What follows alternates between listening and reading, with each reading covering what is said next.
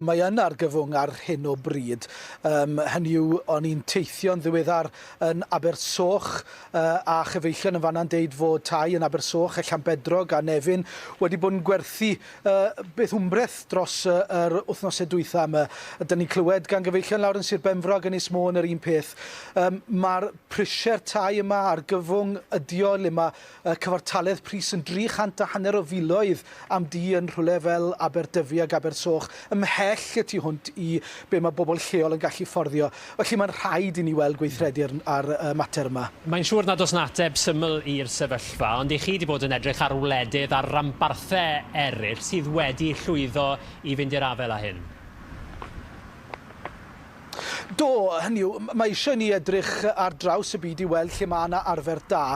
Yn Guernsey, er enghraifft, maen nhw'n cyfyngu y nifer o dau ar gyfer pobl leol. Mae yna 2 farchnad yn Guernsey i bobl leol a marchnad agored. Yn y Swistir wedyn, maen nhw'n cyfyngu y nifer o dau ha mewn rhai cantonau. 20% yn unig o dau gwyliau. Yn yr Awstria, Denmarc wedyn, maen nhw'n cyfyngu ar gwerthu tai i bobl o be maen nhw'n alw'n bobl dramor. Hynny yw, mae yna bethau'n cael ei roi mewn lle i reoli Airbnb sydd yn un o'r problemau mawr i reoli tai ha, tai gwyliau. Fel maen nhw'n dweud yn yr ochren, ceffyl da i wewyllus, ac os oes na wewyllus, mae posib ffindio ffordd i fynd i'r afel ar gyfwng yma.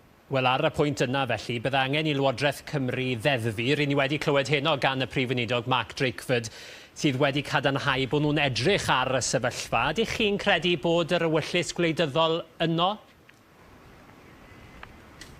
Wel, y gwir trist amdani yw os fysa yna ewyllus gwleidyddol yna, fysa ni wedi gweld gweithredu ar hyn dros yr 20 mlynedd a mwy diwetha. Mae wedi bod yn her ac yn argyfwng ar ein cymunedau ni ers yr 1970au ac yn wir ynghynt.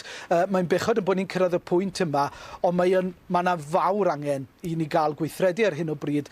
Mae'n cymunedau ni'n galw allan am gymorth. Os nad ydyn ni'n gweld rhywbeth yn digwydd yn fuan, yna fyddwn ni'n gweld diwedd ar gymunedau Cymraeg o fewn yng nghenedlaeth i man ei ofn.